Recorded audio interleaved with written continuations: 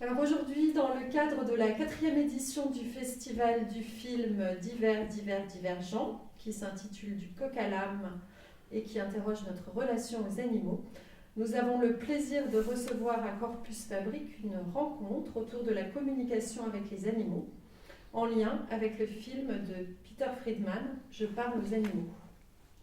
Nous accueillons donc Peter Friedman. Peter Friedman, bonjour. Bonjour. Vous êtes le réalisateur de Je parle aux animaux, qui est un portrait de Samantha Curry, filmé aux États-Unis dans les années 1990. Nous accueillons également Elsa Ménard, bonjour. Bonjour. Vous êtes praticienne en communication animale intuitive et vous avez réalisé un mémoire de recherche au cours duquel vous avez communiqué avec les ânes de l'hôpital de Villébrard, à Neuilly-sur-Marne. Et nous accueillons donc également Hermélinda et François Adet. Bonjour. Bonjour. Vous êtes asinothérapeute. Vous avez introduit la présence d'ânes au sein de l'hôpital de Villébrard, avec lesquels vous conduisez un travail de médiation auprès des patients suivis en psychiatrie.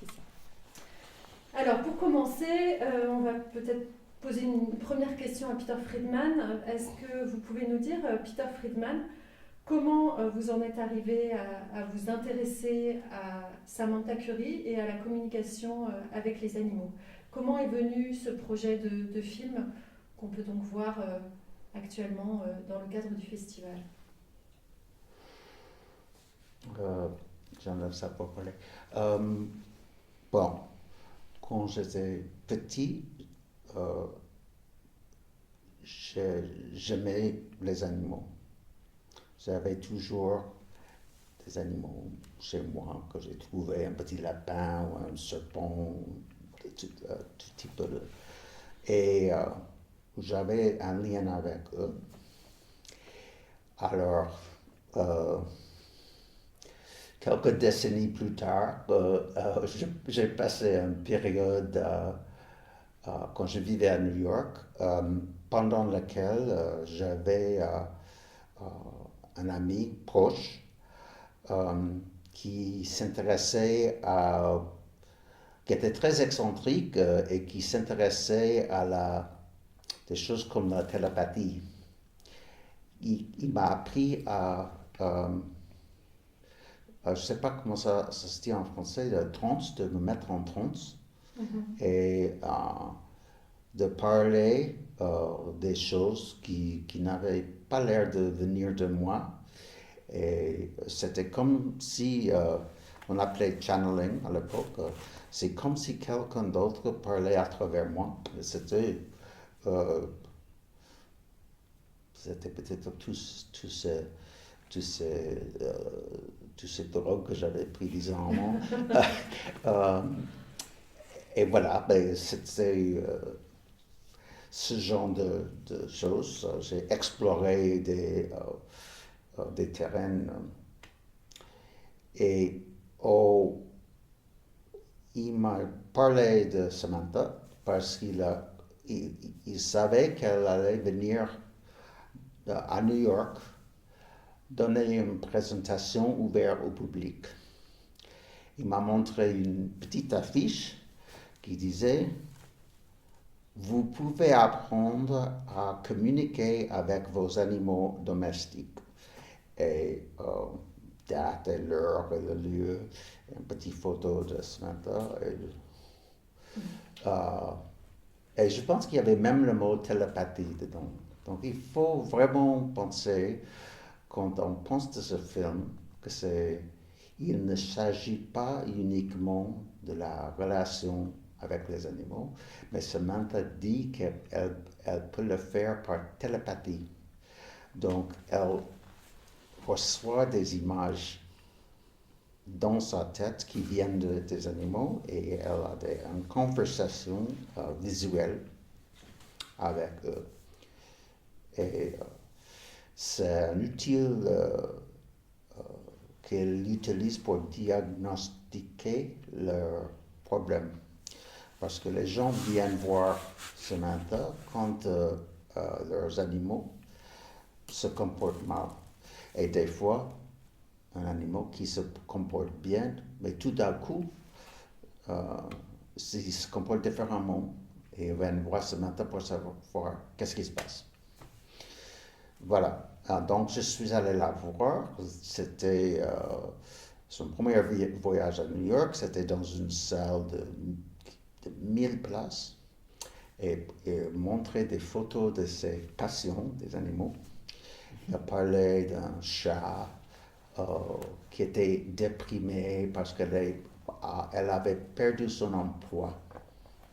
Et tout le monde a rigolé, y compris moi. Et moi, je pensais que tout le monde a trouvé Samantha ridicule. Mais Samantha avait compris que ça ne la gênait pas et a commencé à essayer de faire rire des gens encore plus. Et à la fin, il y avait un coût énorme pour faire des rendez-vous, pour la voir en privé avec leurs animaux. Donc, et là, je me suis dit, c'est à la fois, comme sujet, c'est à la fois divertissant, provocateur, parce que c'est quand même absurde un peu, sa proposition de télépathie avec des animaux. Mais au niveau plus profond, il s'agissait de poser des questions fondamentales sur la relation possible avec des animaux. D'accord. Et elle a accepté facilement ce projet de documentaire. Vous l'avez suivi pendant combien de temps? Le film m'a pris 5 ans. Au début, je ne pense pas que je suis venu comme ça dire je vais faire un film sur vous. Un film, il faut trouver le financement, ça prend du temps. Elle vivait en Californie, donc j'ai commencé à construire une relation de confiance petit à un petit peu, petit pas, par les petits pas. Et en fait, je me souviens plus de les étapes parce que c'était en fait vers 85, tout ça. Et ça a pris 5 ans parce que j'ai travaillé comme monteur pour d'autres gens pour gagner ma vie.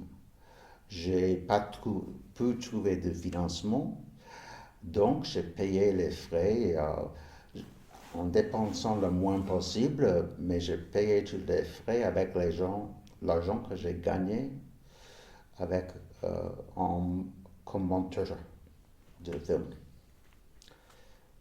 Et en plus, elle était en Californie, donc de temps en temps, elle est venue à New York, de temps en temps, je suis allé là-bas, mais c'est très long. Mais c'est pas toujours une mauvaise chose, ça, parce que on peut réfléchir sur les questions. À un moment donné, j'ai rencontré ces clients humains, qui étaient les propriétaires des animaux, et j'ai fait une espèce de casting pour savoir. On commence avec les propriétaires de petits chats au chômage, qui est drôle. Et petit à petit, l'échelle, l'enjeu devient de plus en plus haut parce qu'on a un professionnel de chevaux de course avec des chevaux qui vaut, je ne sais pas combien de centaines de mille peut-être 1 million même d'euros. Donc, et donc j'étais très conscient de... C'est comme tous les films, hein, exactement comme les films de fiction,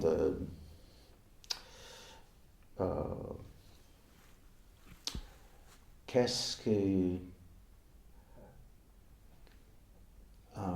je pousse le public, le spectateur, d'abord à rire, ensuite à entendre quelque chose qu'ils ne vont pas croire, ensuite d'avoir quelqu'un qui est un professionnel avec les cheveux de course qui sont difficiles de ne pas croire quelqu'un comme ça, et progressivement. Donc, on est obligé d'y croire. Et assez tard dans le film, elle donne une anecdote sur la négociation qu'elle a menée avec les fourmis. Et ça vient tard dans le film parce que je voulais qu'elle rencontre, une fois d'avoir construit une relation de confiance avec le spectateur, avec tous les obstacles qu'il y avait, je voulais qu'elle disait quelque chose, je voulais qu'elle aille trop loin. Et ensuite, pour moi, c'est du cinéma, ça. Et ensuite, vraiment vers la fin, on est chez elle dans son jardin, entourée par ses animaux, et elle part finalement de son désir de créer un monde où tout le monde s'entend, les différents animaux, et que les êtres humains ne les sous-estiment pas.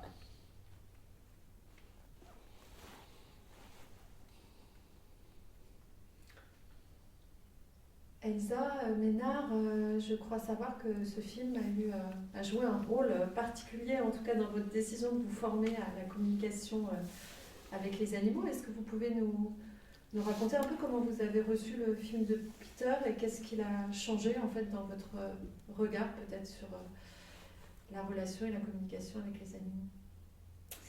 Oui, alors moi effectivement j'ai vu ce film, hein, parce qu'on part des États-Unis dans les années 90, et ce film est passé sur Arte en 2000, voilà, à peu près. Et en fait je l'ai vu parce que c'est ma grande sœur, me connaissant depuis donc ma naissance, qui m'a envoyé par la poste, elle habite en Angleterre, et elle m'a envoyé ce film en cassette VHS, cassette vidéo à l'époque, en me disant qu'elle pensait que ça m'intéresserait beaucoup. Voilà. Là, j'ai été très émue de repenser, parce que je l'ai vu 15 fois environ, ce film, hein, entre 2000 et aujourd'hui. Je le regardais très régulièrement dès que j'avais un peu une baisse de morale, ou quand j'avais envie de passer une bonne soirée, avec tous les amis que j'ai pu rencontrer, que j'en rencontrais depuis. Il y a toujours un moment où on passait une soirée chez moi à regarder le film ensemble, parce que c'est vraiment quelque chose qu'on a envie de partager, qu'on a envie d'offrir en fait, quand on a accès à cette information-là. Et puis le film est très beau et très émouvant. Et justement à la fin, elle parle, elle espère fortement que les humains ne vont pas mettre de côté la possibilité de pouvoir communiquer avec les animaux. Qu'au moins, elle espère que dans les années à venir, cette possibilité sera là, voilà, qu'ils ne ferment pas complètement la porte. Il s'avère qu'effectivement, son espoir est aussi par des films comme ça, par l'information que les gens ont de cette possibilité, a fait que c'est quand même de plus en plus connu. Et maintenant, c'est en France en train d'arriver aujourd'hui, là, au moment où je vous parle. En France, c'est en train de vraiment de devenir quelque chose dont les gens parlent. Voilà, de plus en plus. Il y a de plus en plus de gens qui se forment et qui... En ce qui me concerne, j'aurais mis 17 ans à le faire. C'est-à-dire j'ai commencé à me former réellement à la communication avec les animaux en 2017. Voilà. en me basant sur ce film. J'ai regardé très souvent, moi, je peux un peu témoigner de l'avancée des choses en fait, entre les États-Unis en 92, ou même, vous l'avez dit, c'était quand même peut-être un peu étrange quand même encore là-bas, ça commençait quand même là-bas, c'était pas... Et puis en 2000 en France, personne ne connaissait. Moi je regardais très souvent sur internet, est-ce qu'elle va pas faire un séminaire en France, est-ce qu'elle va pas venir faire un stage de formation en France, est-ce que je peux la rencontrer quelque part? Tous les 2 ans, je regardais, je voyais pas. Et en 2017, effectivement, j'ai vu des formations possibles, pas avec elle, malheureusement, mais en tout cas, des formations possibles en France. J'ai commencé à me former à ce moment-là. Mais vous travaillez avec les animaux? Je travaille avec les animaux à partir de maintenant. J'ai fini ma formation, là, il y a peu de temps, et je vais vraiment commencer à travailler de façon professionnelle avec des animaux. Non, c'est un peu sur le modèle de Samantha, c'est-à-dire que vous essayez de résoudre des problèmes entre les animaux et leurs propriétaires, on dit, ou maîtres, les êtres humains. Oui, c'est absolument, de toute façon, dans ce domaine, les possibilités avec la communication animale sont assez immenses, c'est vrai. Donc on peut soit se mettre au service de la relation entre un propriétaire et son animal, et la majeure partie des communications se font dans ce domaine-là. Ça devient un métier de relation d'aide. Voilà, on est là au service de la relation entre le propriétaire et l'animal. On aura peut-être l'occasion d'en reparler un peu plus précisément après. Il y a aussi des gens qui vont finalement parler avec les animaux sauvages, là où il en reste. Voilà. Mais moi, j'ai décidé au cours de ma formation, en fait, c'était aussi l'objet de notre réunion, tous les 4, c'est que j'ai rencontré un animal thérapeute au cours de ma formation. Et c'est un chien qui s'appelle Django et qui travaille avec des enfants qui sont atteints de troubles de spectre autistique. Et c'est à ce moment-là que j'ai décidé quand même que ça serait vraiment ma vie future. Au début, je voulais simplement essayer, parce qu'aux premières minutes du film, avec Samantha, évidemment, on se dit, mais c'est de la télépathie, enfin, c'est ça. Et ça fonctionne. Et tout ce que vous avez déroulé, ça marche. On dit, c'est génial, mais c'est très émouvant aussi, notamment avec la jument qui voilà, au milieu du film à peu près. Et à la fin, on se dit, j'ai envie d'essayer. Après, il y a penser que c'est possible, et puis se dire, est-ce que moi, je vais y arriver? Parce qu'on a tous cette capacité, en fait. Est-ce que moi, je vais y arriver? Lors de l'atelier de formation, on peut se rendre compte que tout le monde peut y arriver. Voilà. Et puis là, ensuite, ce qui passe après, c'est est-ce que j'ai envie d'en faire ma vie? Est-ce que j'ai envie d'en faire ma vie? Est-ce que j'ai envie d'en faire mon métier? Et là, en ce qui concerne cette décision, moi, c'est vraiment Django, avec ce chien, thérapeute. Je me suis dit, j'ai vraiment ma place, elle est là en fait, elle est dans cette recherche-là. Vous avez eu un autre métier avant? Oui. Rien à voir? Rien à voir, même si on peut quand même faire des ponts entre les deux, c'est-à-dire que j'ai vécu petite en Tunisie, il n'y avait pas d'animaux dans ma maison, mais il y avait des chats sauvages. De toute façon, quand on voit ce film, on est ramené à notre enfance avec les animaux souvent, notre lien. Et il y avait des chats sauvages que j'adorais, enfin un notamment, il y avait des tortues. Et puis arrivé sur Paris, à l'âge de 6 ans, ce lien avec les animaux s'est coupé et j'ai mis tous mes désirs de relation dans le théâtre. J'ai passé ma vie dans le théâtre.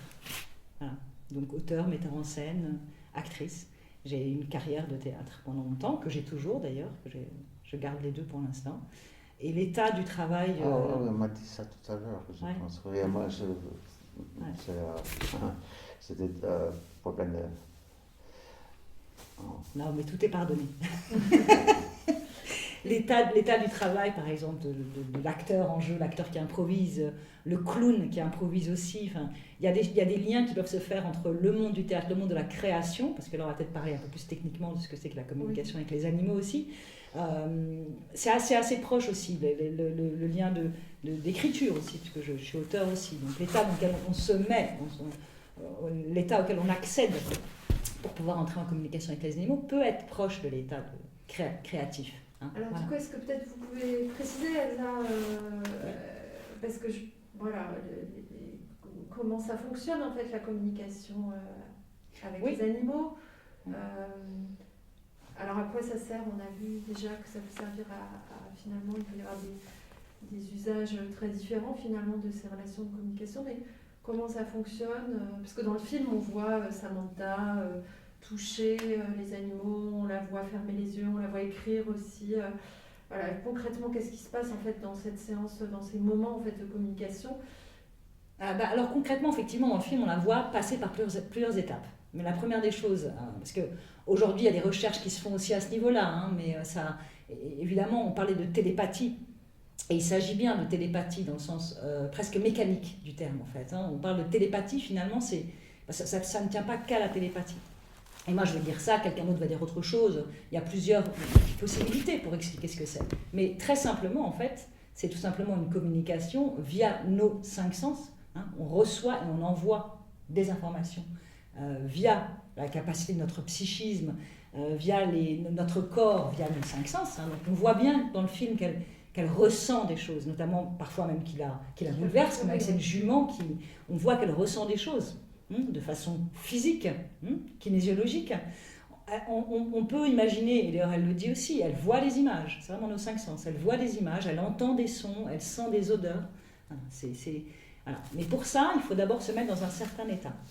Donc on va résumer en disant que c'est la possibilité psychique d'une communication avec les animaux, en se disant, alors qu'est-ce que c'est le psychique? Le psychique, c'est simplement pour différencier par exemple du comportementalisme, où on observe l'animal, ou de l'éthologie, on essaie de comprendre comment un animal fonctionne dans son état naturel. Voilà. C'est ni l'un ni l'autre, c'est autre chose. C'est vraiment ce que vous disiez, entre l'humain et l'animal que ça se passe. Cet animal en particulier, pas cette race-là de chien ou de cheval, etc. Ce chat-là ou ce chien-là, voilà, et la personne qui communique. Voilà. Alors, comment ça fonctionne ensuite? Parce que là, c'est qu'est-ce que c'est? Mais comment ça fonctionne? Sur quoi ça se base? Ça se base sur les différentes ondes cérébrales. En fait. On a différentes ondes, et ça, bon, moi, c'est pas ma spécialité, je ne suis pas une scientifique, simplement, je résume très rapidement, mais tout le monde connaît les ondes alpha, enfin, en partie, qui sont tout simplement les ondes avec lesquelles on rêve, quand on dort très, très, très profondément. Les ondes alpha se mettent en route, et là, c'est les ondes du rêve. Ça, on fait des IRM, on le sait depuis très longtemps, etc. Il y a des ondes encore plus profondes, qui sont les ondes qu'on peut atteindre pendant la méditation, par exemple. Voilà. Et puis nous, là, tel qu'on se parle, là, on est tous en onde bêta. C'est l'onde bêta, c'est notre onde naturelle, celle avec laquelle on vit tous les jours. Alors quand on prend le train, quand on prend le bus, quand on écoute une musique qu'on aime, on peut tout d'un coup passer en onde alpha, on ne s'en rend même pas compte en fait. Il y a beaucoup de choses aujourd'hui, de la conscience éveillée, la conscience, je ne sais plus comment ça s'appelle, mais enfin voilà, on est là et on est en train de méditer en même temps, etc. Donc on peut surfer aussi comme ça d'une onde à l'autre. Voilà. Il faut savoir que les animaux, les ondes alpha, c'est leur état naturel. Eux, ils sont en onde alpha en permanence, donc ils sont dispo, ils sont là. Et puis nous, si on se connecte vraiment sur cette longueur d'onde avec l'intention, avec vraiment l'envie, et le cœur évidemment, voilà, de vouloir être avec eux, hop, tac, la porte s'ouvre et on peut commencer à communiquer avec eux, leur envoyer des informations, recevoir des informations. Tout en restant, c'est intéressant aussi quand même, tout en restant justement avec notre mental. On a besoin du mental. On la voit faire, évidemment, après, avec son cahier, elle prend des notes, etc. C'est-à-dire, elle ne va pas, effectivement, partir, elle est là, elle peut même, parce qu'elle a beaucoup de pratique aussi, c'est une question de pratique, elle peut très bien continuer à discuter avec des humains autour d'elle, éventuellement avancer dans le questionnement avec l'animal, dire, tiens, elle a ça, quelles a été ses réactions à l'entraînement, dernièrement, etc. Parce qu'elle est tout le temps en train de faire le passage de l'un à l'autre. Elle est autant en bêta qu'en alpha. Voilà. Ça va tellement vite qu'on ne peut pas s'en rendre compte de l'extérieur, mais c'est ça qui se passe pour elle. Enfin, je parle pour elle, là, mais bon. Voilà. Et ensuite, quand on prend des notes sur ce qu'on a vu, senti, c'est ce qu'on appelle la phase d'analyse, en fait, qui reste de toutes ces informations qu'on a eues, mais qui reste encore des hypothèses. Et ça reste des hypothèses. D'ailleurs, notamment dans le film, et c'est très drôle aussi, évidemment, la bascule là, du réalisateur se voit et c'est génial. C'est-à-dire qu'au moment où le cheval dit non, il veut partir en vacances, le cheval. Il est déjà parti en vacances, etc. Et le cheval, non, il me dit que c'est pas vrai, c'est un mensonge. Donc il appelle l'entraîneur, etc., qui dit je suis vraiment, vraiment honteux, je voulais pas te le dire, j'ai essayé un autre entraîneur, etc. Donc voilà, etc. Bon. Extra. Là, je pense que c'est dans le moment dans le film où tout le monde bascule quand même, pour se dire juste, c'est possible. Parce qu'après, évidemment, tant qu'on n'a pas essayé, voilà, c'est imaginable ce qu'il y a derrière cette porte, c'est imaginable. Les gens qui vivent avec des animaux, ils le savent, ils le disent, il lui manque que la parole. En fait, la bonne nouvelle, c'est qu'ils l'ont. Voilà. Mais voilà, c'est imaginable. Une fois qu'on commence, là, par contre, on a du mal à imaginer ce que ça peut être. Et on voit bien les humains dans le film aussi, qui quand même ont encore un peu du mal à s'en remettre quand même par moment. Le monde change après. Il y a avant et il y a après, effectivement. Voilà. Moi, je voudrais dire quelque chose, c'est que, bon, j'ai fait allusion déjà que j'ai commencé très tôt dans le film avec une anecdote sur un chat qui était sans emploi, parce que faire rire, ça permet des gens sceptiques et même cyniques et même négatifs d'être à l'aise et de prendre du plaisir et de s'habituer, et voilà, c'est une espèce de piège. Mais pour moi-même, j'ai fait un rendez-vous qui est dans le film avec quelqu'un qu'elle ne connaissait pas, qui était un ami à moi, qui était totalement sceptique, même cynique, mais totalement, elle n'y croyait pas du tout. C'est une femme, je ne sais pas, d'une trentaine d'années, qui avait un chat noir avec un peu de blanc qui s'appelle Tanga. Et là, elle a fait ça pour rire, mais elle n'y croyait pas. Je l'ai interviewée après et elle a trouvé assez marrante que le chat a parlé à Samantha de la rideau de douche qu'elle aimait.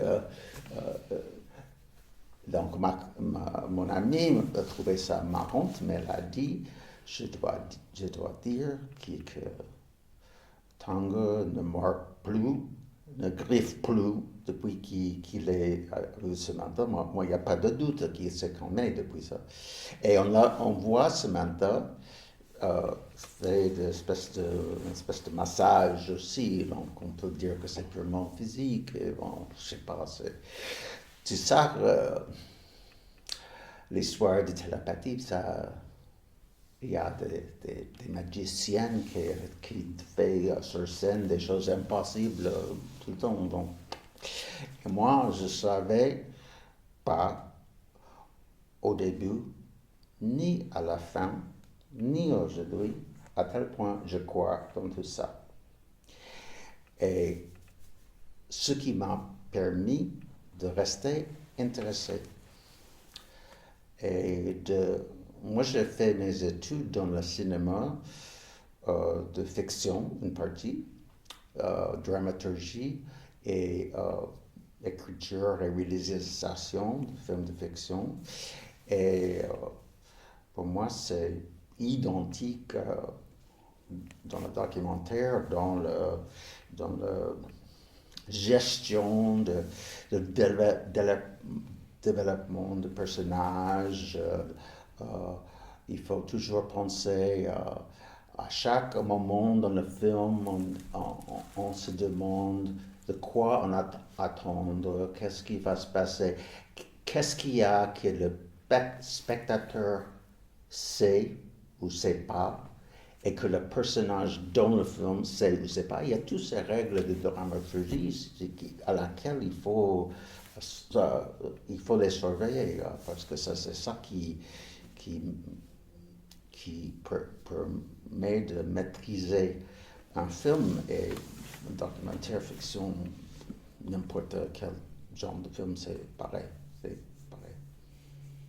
Et c'est vrai que moi, quand j'ai commencé à me former, justement, l'idée c'était d'aller vérifier.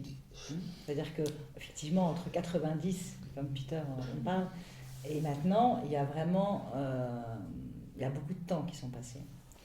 Et aujourd'hui, il y a vraiment des recherches qui sont plus de l'ordre scientifique par rapport à... Alors, on parle d'intuition aujourd'hui plus que de télépathie, c'est-à-dire que et notamment aux États-Unis, le domaine de l'intuition, c'est-à-dire qu'on sent des choses, on ressent des choses, même à distance, parce que ça c'est encore autre chose. Mais on n'en a pas parlé, mais la communication avec les animaux, on ne la voit pas faire comme ça dans le film, je suppose qu'elle le fait dans sa vie professionnelle, mais on peut communiquer à distance en fait. Avec une photo, ça peut se faire à distance aussi. Donc, déjà, on communique avec les animaux et en plus, c'est à distance. Alors, où va-t-on? En fait, c'est quand même maintenant, il y a tout un champ de recherche qui s'ouvre aussi par rapport à ça.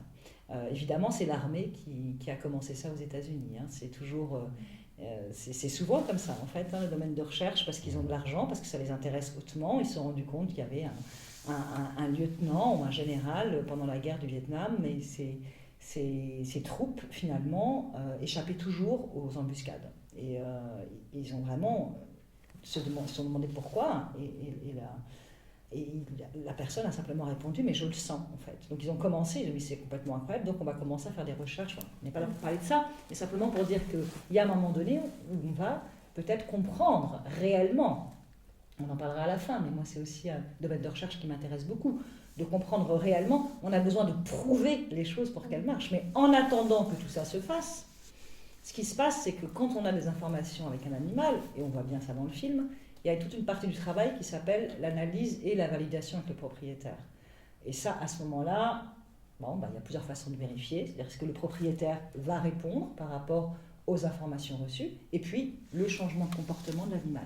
C'est-à-dire qu'effectivement, j'y crois pas du tout, mais quand même, mon chat a complètement arrêté de mordre depuis cette communication. J'y crois pas du tout, mais voilà. Et puis il y a des choses qui vont très vite parfois. Notamment une fois, il y a un chat avec qui je communiquais, parce que sa propriétaire s'inquiétait beaucoup. Il miaulait de façon extrêmement étrange et il a regardé fixement depuis quelques temps. Or, elle avait retrouvé un travail, justement.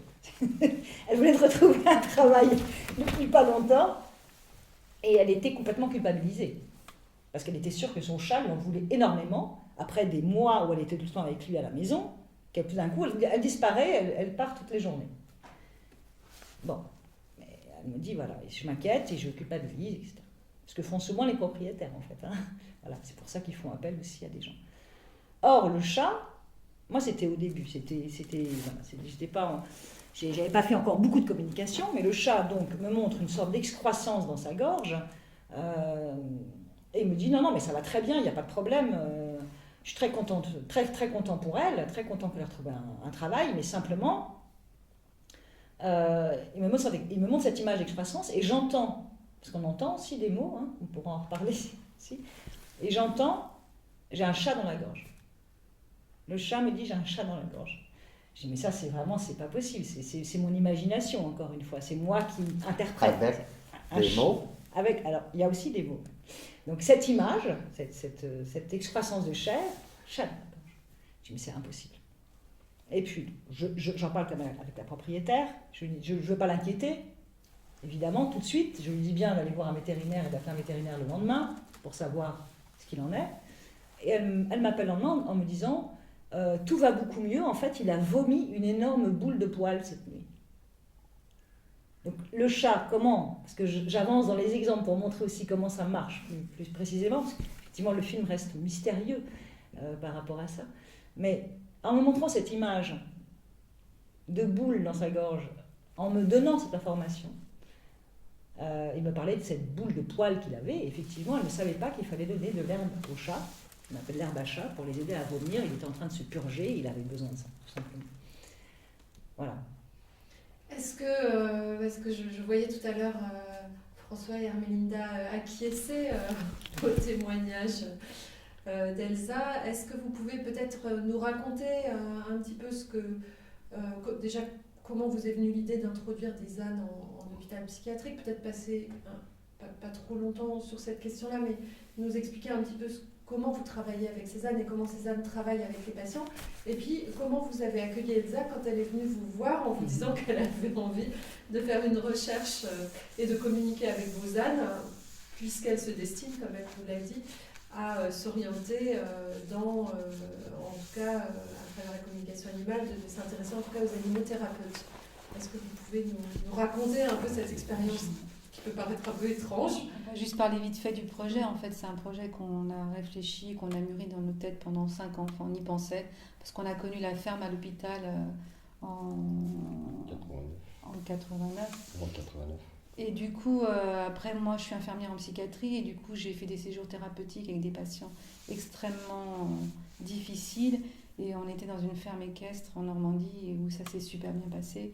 Et du coup, c'est là où l'idée a commencé à germer. Et j'en ai parlé à François, et du coup, il me dit, bah, vas-y, quoi. Et là, j'ai commencé à prendre rendez-vous avec tous les directeurs d'établissement, toutes les équipes pour monter un projet. Ça nous a pris 2 ans. Voilà. Et du coup, les ânes sont arrivés. D'abord 3, après 4. C'est l'association Adada qui nous les a offerts pour travailler en médiation. Après, on a été aussi formés. Du coup, les soignants qui travaillent en médiation dans l'hôpital sont tous formés, soit en connaissance et gestion de l'âne, soit en zoothérapie. Là, actuellement, on a 4 ânes, 3 cochons d'Inde, 6 poules et 2 colombes qui viennent d'arriver. On travaille en médiation dans l'établissement depuis 2016. Voilà, ça c'est pour raconter, voilà. Ça fonctionne très bien. On a plus de 17 structures qui viennent dans l'établissement, qui sont dans l'établissement, qui travaillent en médiation. On a un partenariat avec l'hôpital de Meaux. On est en train de concrétiser un partenariat avec l'hôpital de Jossigny. On accueille des maisons, le CESAD de Montreuil. On accueille des écoles de souris-muets autistes. On accueille des EHPAD.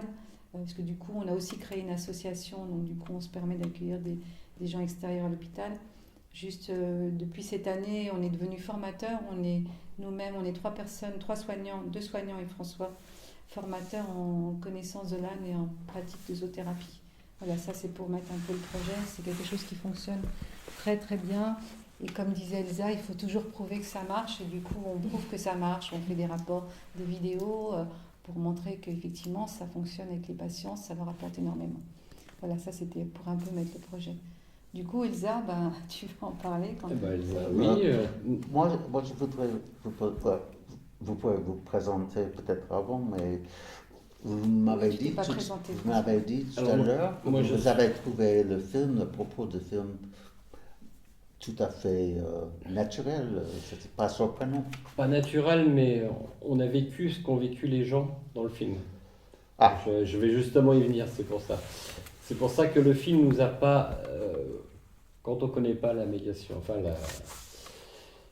quand on connaît pas le fait de parler aux animaux, ça paraît complètement étrange. Nous, c'est pas quelque chose d'étrange pour nous, c'est quelque chose. Elsa nous a pas convaincus, mais elle nous l'a prouvé. Donc maintenant, voilà, on sait qu'il y a une communication qui s'établit entre les animaux et l'être humain. Donc la communication. Pour nous, ce film ne nous a pas surpris. On l'aurait vu il y a quelques années. Elle a télépathie? Non, parce que nous, quand Elsa est arrivée, Ouais. donc, on travaille en psychiatrie, donc quand elle s'est présentée, on s'est dit, elle est un peu étrange, elle est un peu bizarre, hein, donc, mais on s'est dit, tiens, c'est quelque chose qu'on ne connaît pas, pourquoi pas? Donc on a donné le feu vert, voilà, il n'y a pas de souci. Et Elsa, elle est venue assister à une séance, et après on s'est fait une petite réunion tous les 3, et elle a commencé à nous dire des choses sur les ânes qu'elle ne connaissait pas. C'est-à-dire qu'on ne lui a jamais parlé de nos ânes. À aucun moment on lui a dit nos ânes font ci, nos ânes font ça, ceci. Et on a un âne qui s'appelle Oscar, donc on va reprendre puisqu'on parle de la morsure. C'est un âne, quand il est arrivé, il a été élevé avec des chevaux, donc il était tout seul avec des chevaux, donc il a été, je pense, pas mal violenté par les chevaux parce qu'ils n'ont pas le même système que les ânes. Hein. Les ânes sont grégaires, les chevaux, il y a un dominant et ainsi de suite, donc il a dû pas mal être malmené, et il mordait cet âne. Quand il est arrivé, il mordait les gens. Et un jour, Elsa, elle ne le savait pas, un jour Elsa nous a dit, en parlant, elle a dit, voilà, le problème d'Oscar, c'est que il aime mordre, mais il sait qu'il n'a pas le droit. Hein, c'est dans ces termes-là que parce que c'était, on va y revenir, mais c'est vrai que j'ai écrit un questionnaire en fait pour leur poser des questions sur leur travail, et en l'occurrence par rapport à ça, la question c'était qu'est-ce qui est difficile pour ton travail, c'était ne pas mordre. Et voilà, il dit ne pas mordre, des fois j'y arrive, mais des fois c'est dur. Des fois, c'est dur. Voilà. Et donc, nous, on ne lui avait jamais dit qu'il mordait. Et depuis ce jour-là, d'ailleurs, il ne mord plus. Après, il s'est complètement détendu. Mais à aucun moment on avait dit à Elsa qu'il mordait. Comme elle nous a dit qu'il était en conflit avec un autre âne. Et nous, ça, on savait il y avait un gros souci entre deux ânes. Et ça, on lui avait jamais dit. Et donc, elle nous a raconté plein de choses sur nos ânes On savait, mais qu'on qu'on n'avait savait, pas... mais qu'on n'avait jamais dit à Elsa. Donc c'est là ce jour-là, on s'est regardé. Quand elle nous disait ça, et là on s'est dit mince, il y a quelque chose, c'est pas possible. Et donc après, on a refait d'autres réunions, ouais, et d'autres questionnaires. Et donc on a peaufiné, et là on a été vraiment convaincus qu'il y avait vraiment quelque chose. D'ailleurs, depuis, on parle autrement. Enfin, on parle à nos ânes, mais on leur dit vraiment tout ce qui va se passer pour pas qu'ils soient inquiets. On les prévient. Quand on n'est pas là le week-end, on leur dit qu'on ne sera pas là, qu'il y a d'autres personnes qui vont venir s'occuper d'eux. Or qu'avant, on serait parti, on leur aurait dit au revoir. Et puis voilà, on a une autre relation avec nos ânes, du coup. Et ça peut paraître étrange. Il y a encore des gens qui pensent qu'on est étrange, mais on sait qu'il y a un lien. On sent qu'il y a un lien. Il y a des choses qui se passent dans le regard, dans le toucher, Enfin, c'est impressionnant, quoi. Dans le regard.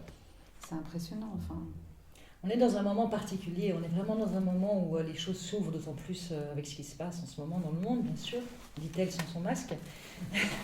Mais c'est la zoothérapie, c'est pareil. Il y a quelques années, personne ne connaissait. Là, je pense que François et Hermélina peuvent en témoigner. Ah oui. Ils ont eu un parcours, eux, voilà, 5 ans pour faire le film sur la communication animale, 5 ans pour monter le projet de la zénothérapie. Il y a des choses qui prennent du temps parce qu'il faut justement peu à peu avancer, peu à peu convaincre, et ça s'ouvre de plus en plus. C'est vrai que la zoothérapie aujourd'hui, ça y est, c'est en train de... Il y a le fameux Peyo, cheval de cœur, qu'on voit maintenant sur Facebook, partout, enfin voilà, qui travaille en EHPAD aussi, il y a des... Et le métier de zoothérapeute est en train de s'organiser, enfin voilà, petit à petit. Ça commence à être reconnu. Ça commence vraiment à être reconnu et connu tout simplement, quoi, voilà. Et la communication animale prend ce chemin, c'est-à-dire qu'il y a comme un gap entre 90 et maintenant. Là vraiment il y a une bascule qui est en train de se faire aujourd'hui. C'est vrai que c'est important de pouvoir préciser, je pense, que c'est pas du tout ni magique ni quoi que ce soit. C'est une capacité que les humains ont et qu'ils ont eu depuis des millions et des millions d'années, hein. Ça paraît logique, là, je ne suis pas non plus historienne non plus, hein, c'est des choses, je me suis documentée aussi par rapport à ça. On l'a tous, les enfants l'ont, les homo sapiens et les autres l'avaient certainement. On est en train de retrouver cette capacité-là aujourd'hui.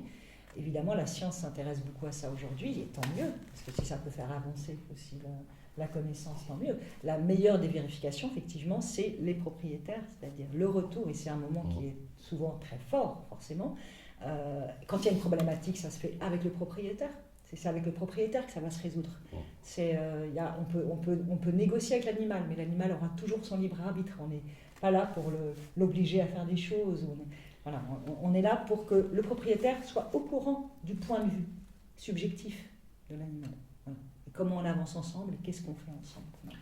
Et ça, François et Hermélinda, justement, est-ce que le fait d'avoir accès au point de vue de vos ânes, est-ce que ça a changé des choses? Oui. Ça a beaucoup changé, notamment. Bon, il y a un truc tout bête, hein, quand on demande, ça nous est arrivé de demander à Elsa, un âne qui avait un souci, hein, elle nous a dit voilà, il a mal à gauche, derrière, il pense qu'il a pris un coup, et effectivement, quand on fait venir l'ostéo, c'est plus facile. L'ostéo, c'est déjà où manipuler l'animal, déjà on gagne beaucoup de temps. Mais sur le travail de médiation, ouais, ça nous aide beaucoup de cette communication, parce qu'on a encore mieux compris nos ânes, quoi. On a encore mieux, on a pu peaufiner certaines choses, quoi. On sait que sur certains ânes, sur des comportements, on va pas pouvoir les mettre en application. Voilà, des fois, ça paraît infime, mais c'est énorme. Parce qu'il y a une différence entre connaître, parce que François et Hermélina, quand je les ai rencontrés, ils sont hyper proches de leurs ânes. En général, les zoothérapeutes, ce sont les propriétaires. Là, en l'occurrence, les ânes, c'est l'hôpital qui est propriétaire des ânes. Mais je veux dire, réellement, c'est les ânes de François et Hermélina, bien sûr. Et ils sont extrêmement proches. Et dans les retours qu'on a pu avoir et échanger, des choses où, évidemment, c'est de la dentelle, ils savent exactement ce qu'il en est. Voilà. En revanche, ça peut préciser certaines choses. Il y a 4 âmes qui travaillent, mais ils ont tous un point de vue global sur leur façon de travailler. Différent. Voilà. Et après, ils vont se dire, ah mais ça, par contre, j'ai envie de le faire, ça, j'ai encore moins envie de le faire. Ça peut aussi aider l'évolution entre un zoothérapeute et l'animal avec lequel il travaille.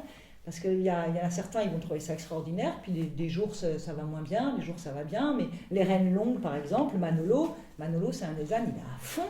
Il y en a un qui va dire, moi ça prend un peu trop de temps, l'autre qui va dire, mais moi j'ai envie d'en faire beaucoup plus. Quand je dis ils disent, c'est pas ils disent, hein, c'est quand je parle de mots, ils ne parlent pas notre langage et ils ne comprennent pas notre langage humain. Simplement c'est la capacité de notre cerveau humain à transformer en mots des sensations, des images, des odeurs. C'est ce qu'on appelle la communication non verbale, et ça marche dans les deux sens, hein, tout simplement. Moi, les mots sont importants dans ma communication parce que je suis auteur, et comme vous l'avez tous remarqué déjà, je suis bavarde. Je connais bien les mots, mais simplement quelqu'un qui va travailler beaucoup le corps, il va avoir beaucoup d'informations corporelles. Un peintre qui communique avec des animaux, peut-être il aura beaucoup de visuels. Quelqu'un qui fait du cinéma aussi. Après, il faut continuer à avancer, ouvrir tous les canaux, faut continuer à se former pour que tous les canaux soient le plus ouverts possible, pour communiquer avec l'animal le mieux possible. Mais les mots, c'est juste anecdotique, c'est-à-dire, ils ne vont pas commencer à parler notre langage. Par contre, notre cerveau traduit tout simplement les images en mots. Voilà, simplement. Est-ce que vous pouvez nous citer, comme vous avez fait auprès des ânes, quelques exemples de l'effet des animaux sur les patients? Le plus bel exemple, c'est quand il y a un enfant qui est agité. On le met au contact de l'âne, souvent on le met sur lui, et en fin de compte, là, il y a une communication qui est évidente entre l'âne et l'enfant, parce que l'enfant, tout de suite, s'apaise. On pense pas, mais moi j'en suis sûr, que l'âne absorbe vraiment le mal-être de l'enfant. Hein, il réussit à canaliser son énergie, et donc l'enfant se trouve dans un état de comment dirais-je, d'apaisement. C'est vraiment, là c'est le plus flagrant. Mais on a plein d'autres exemples où des gens prostrés, il n'y a pas longtemps un monsieur qui est arrivé en fauteuil roulant, hein, qui d'un seul coup, au contact de l'âne, il s'est illuminé, et on pense qu'il y a quand même quelque chose qui passe entre les deux, quoi. Donc il y a une forme de communication quand même. Et des exemples comme ça, on en a beaucoup, quoi. Et c'est vrai qu'au fur et à mesure, tout ce que nous a dit Elsa et tout ce qu'on a accumulé, on est persuadé qu'il y a vraiment de la communication. Même pour les gens qui ne communiquent pas, ces enfants qui ne communiquent pas, mais le fait de s'apaiser, que l'âne absorbe vraiment l'enfant, c'est aussi pour moi une forme de communication. Je pense que l'âne réussit à envoyer une image à l'enfant ou à l'absorber, quoi. Oui, mais moi je m'intéresse aux exemples visibles de changements de comportement qui pourraient être vus. J'imagine que si quelqu'un est agité et se calme, ça se voit. Je peux vous redonner l'exemple, on en a discuté tout à l'heure.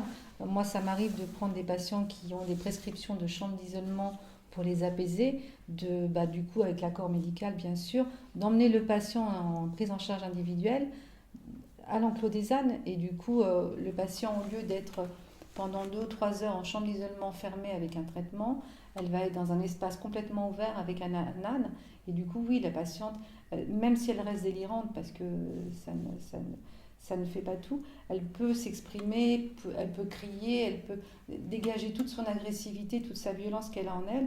Et du coup, elle repart, elle est complètement apaisée. Et ça lui permet de passer le reste de la journée dans le service sans être enfermée, entre guillemets, parce que du coup, elle a pu vraiment s'apaiser. Et oui, l'âne apaise énormément. Moi, j'ai plusieurs patients qui, au contact de l'animal, vont vraiment...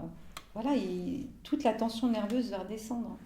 Et ça, c'est visuel. Ça, c'est quelque chose qu'on remarque. Et ce qu'on disait, oui, la médiation, pour moi, on est dans une médiation thérapeutique. On est dans une thérapie non médicamenteuse. Ça remplace pas le médicament, effectivement, mais ça aide. Ça aide. Et ça fait partie du soin, hein. Comme une chambre d'isolement fait partie d'un soin à un moment donné, et ben la médiation, la rencontre avec l'animal, c'est un soin, ça apaise, ça permet au patient de se défouler au niveau de ses pensées, au niveau de ses angoisses. Voilà, il est complètement différent. Et ça, on le voit avec les adultes, avec les ados, avec les enfants. Voilà, on a des patients catatoniques. J'ai un patient qui était catatonique ces derniers jours. On l'a emmené en fauteuil roulant devant les ânes.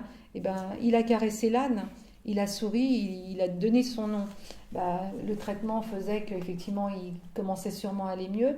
Mais c'était la première fois qu'on l'a vu, ou en tout cas, moi je l'ai vu, autrement que dans son fauteuil couché, à plus manger, à plus boire. Et du coup, je l'ai pris en photo et j'ai envoyé la photo à tout le monde. Parce que même à ma cadre, c'était le week-end, j'ai dit, regarde, quoi, c'est exceptionnel, quoi. Il se passe des choses. Est-ce que c'est pas très dur parce que vous dites ils absorbent Bien sûr. la souffrance ou voilà, et comment ils le vivent parce que tous les jours recevoir qu'est-ce que ça leur fait? Et ben justement, des gens comme Elsa nous permettent de voir si nos ânes ne sont pas À saturation. à saturation. On leur donne du temps de repos, hein, parce qu'ils en ont besoin. Il y a des séances, des fois, avec des enfants qui sont terribles. On a une enfant qui fait que Nono, notre âne le plus ancien, quand il la voit, il est en panique parce il ne supporte pas du tout. Non, quand elle court. Quand elle court derrière lui, il ne supporte pas du tout. Et du coup, ouais, il leur faut un moment de repos. Et voilà, et ça nous permet quand ils sont... Et ça nous a donné beaucoup d'explications par rapport à ça. Et à chaque fois, les ânes, il n'y a jamais eu de plainte. Ils ont tous adhéré au travail par rapport au mal-être des patients qui viennent. Est-ce que ça veut dire, pardon Elsa, est-ce que ça veut dire que les ânes, du coup je pose une question en même temps, du coup est-ce qu'on peut aller jusqu'à dire qu'ils ont une forme de conscience professionnelle, une forme de conscience aussi de l'effet qu'ils produisent sur les patients? Complètement. Je crois, ouais. Ah oui, ça c'était une des hypothèses peut-être de voilà, par rapport au travail de recherche, on va dire la question fondamentale et la première des questions, c'était est-ce qu'ils ont conscience de leur travail. Et là, non, mais tout le monde sait que les chiens qui sont les chiens de garde ou les chiens de guide pour les animaux et tout ça, ils savent qu'ils travaillent, ils savent qu'ils ont un emploi. Ils savent que c'est à eux de protéger la maison ou des trucs comme ça. Chez les chiens, tout le monde accepte ça. Oui, Ils peuvent même faire la grève. Oui, j'avais fait des études comme ça en entreprise, pour le coup, avec des humains, des études, c'est-à-dire c'était mon métier à un moment donné, d'être dans les entreprises et de faire des études, d'où l'envie et l'idée aussi d'élaborer un questionnaire qui soit un peu basé sur les mêmes principes pour les animaux. Et très vite, j'avais déjà communiqué avec des animaux avant eux, et ils sont arrivés directement, ils étaient prêts à répondre au questionnaire. Vraiment, ils se présentaient comme une équipe de travail. C'était pas leur vie à eux qui les intéressait, on est là pour avancer dans le travail ensemble. Ça, c'était très touchant. Même si on a abordé des choses qui font partie de leur vie, comme justement un des ânes qui a une maladie. Enfin, on a bien sûr, c'est le bien-être de l'animal. Quand on communique avec un animal thérapeute, il est comme pour n'importe quelle communication avec les animaux. En revanche, dans le travail de zoothérapie, et c'est ce que racontait François et Hermélinda, ce qu'il faut savoir, et ça on s'en doute quand même aussi, les animaux font beaucoup d'efforts, en fait. Ils font beaucoup d'efforts, c'est-à-dire, même avec la plus grande patience, amour, on peut ne pas forcément se rendre compte de l'état de stress ou de saturation, en fait, de l'animal, parce que en plus, les ânes sont quand même des animaux extrêmement solides en général, encore une fois en général. Oscar, par exemple, c'était un âne qui ne trouvait pas sa place et qui ressentait une fragilité par rapport au groupe. Voilà. C'est pas parce qu'on est un âne qu'on est fort. C'est pas... en tout cas, ils font beaucoup d'efforts. Donc c'est important de pouvoir être... la communication peut montrer ça aussi. Peut montrer que là, l'effort a été... Mais on arrive pour répondre à Peter qui demandait si on avait vu un changement dans le comportement de nos ânes par rapport aux patients. Nous, on a un âne Manolo, qui a demandé à travailler plus. Donc, on lui a fait faire ce qu'on appelle les long runs, c'est-à-dire un travail par derrière avec l'âne qu'on guide. Les patients le guident avec les rennes.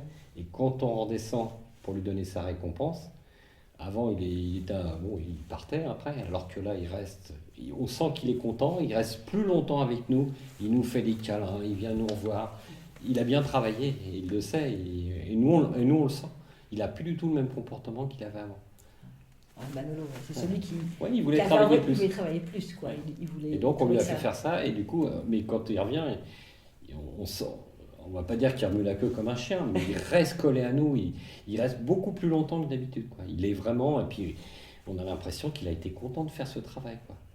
Même si des fois il est malin, parce qu'ils sont très malins les ânes, des fois il se déroute un peu, ou il guide l'enfant, parce que l'enfant le guide, mais lui comme il est malin, il connaît le parcours par cœur, donc c'est lui qui guide un peu l'enfant. Mais quand il revient, on sent vraiment qu'il est content, comme Oscar quand il a bien travaillé. Moi je le sens, voilà, c'est émotionnel aussi, hein. On sent qu'ils sont contents. Parce qu'un chien, il va nous sauter dessus, là non, il y a quelque chose dans le regard, et puis dans le petit coup de museau, on sait qu'il y a quelque chose, quoi.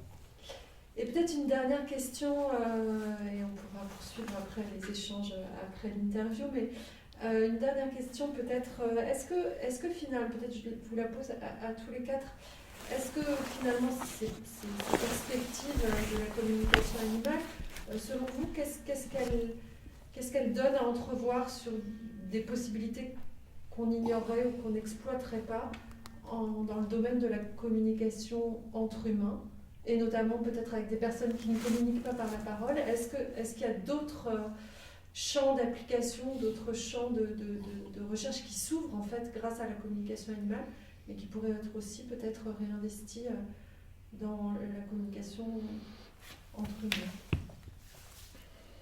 C'est-à-dire qu'entre humains, on le fait déjà, sauf qu'on n'en a pas conscience et on ne se rend pas compte. Voilà, mais quand on pense très fort à quelqu'un qu'on aime et qui nous appelle le lendemain, ou on pense à quelque chose et au coin de la rue, il se passe quelque chose qui est en connexion avec ça, c'est justement tout ça, ce qui est de l'ordre de l'intuition, et de l'intuition, pas dans le sens je vois l'avenir, non, je m'ouvre à un champ d'information qui est disponible autour de moi. Voilà. Ça va, dans quelques temps, ça paraîtra assez normal ce que je dis, en fait, hein, par rapport à ça. Donc on le fait déjà. C'est plus facile avec les animaux, parce qu'eux, ils sont ouverts à ça beaucoup plus, même s'il y a des animaux qui, par exemple, ne veulent pas du tout communiquer. Si on leur demande de communiquer des informations, de témoigner d'un traumatisme qu'ils ont eu, ils n'ont pas forcément envie d'en parler non plus. Enfin, il y a des cas où ils n'ont pas forcément envie de parler.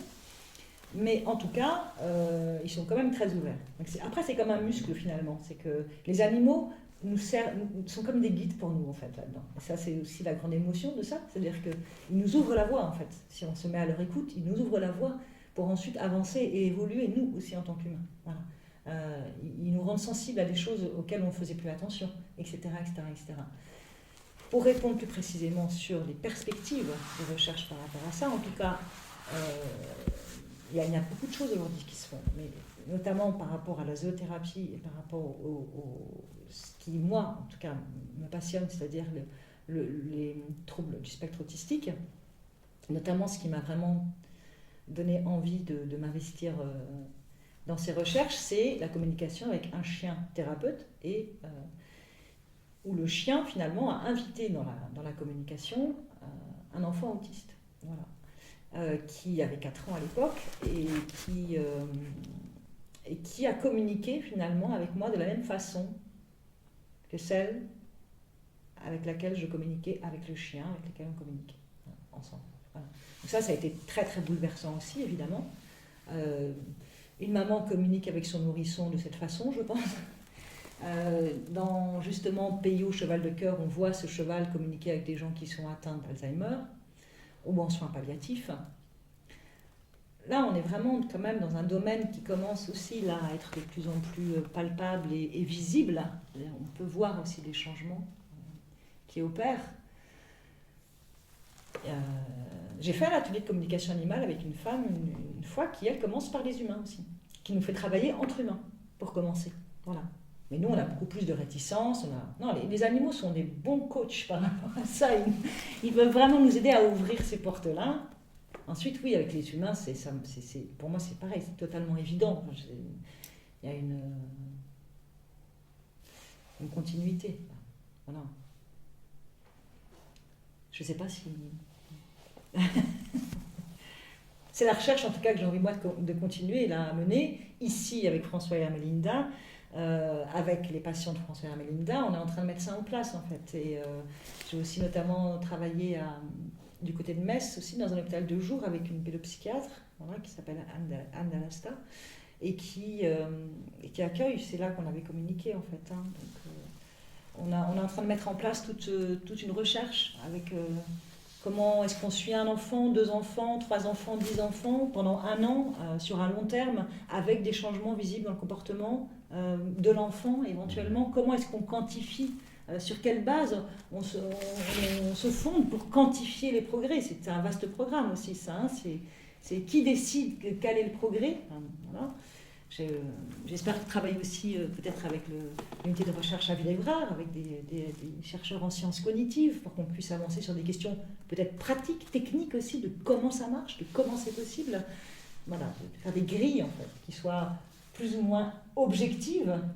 Là aussi, qu'est-ce que c'est objectif dans une recherche comme celle-là? Tout ça est quand même très vaste et très joyeux. Justement, quand tu parles de grille, j'ai réussi cette année à mettre en place une grille d'évaluation en zoothérapie sur Villers-Évrard, sur l'informatique. Donc on travaille à Villers-Évrard avec l'informatique Cortex. Donc il va y avoir un item zoothérapie, grille d'évaluation en zoothérapie. Donc il y aura le chien, il y aura l'âne, le cheval, les poules, les cochons d'Inde et les colombes.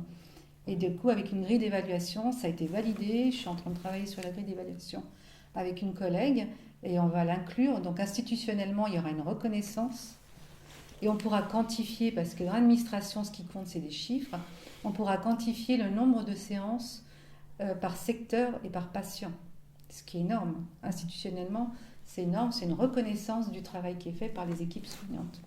Ça reste des chiffres, ça reste, mais bon, on est parti de rien sur Villers-Évrard. Aujourd'hui, au bout de un peu plus de 4 ans, on est dans la communication entre tous les soignants déjà.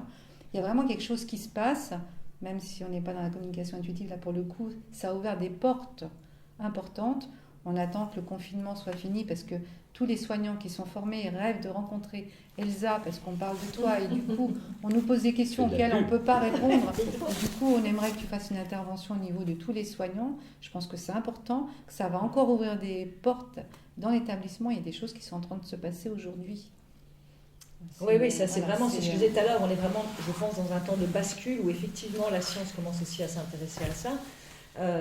Après, moi, je dis comment faire entrer une étoile dans un carré, en fait. Hein, mais c'est pour ça que j'ai besoin de m'entourer d'une équipe de chercheurs, d'une équipe aussi de pédopsychiatres, de gens qui travaillent avec les patients, pour qu'on puisse justement poser des bases d'évaluation qui soient possibles, qui soient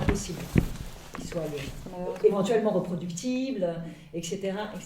C'est comme ça qu'on avancera aussi à ce niveau-là, je pense. Hein. Mais notamment, juste je donne un exemple.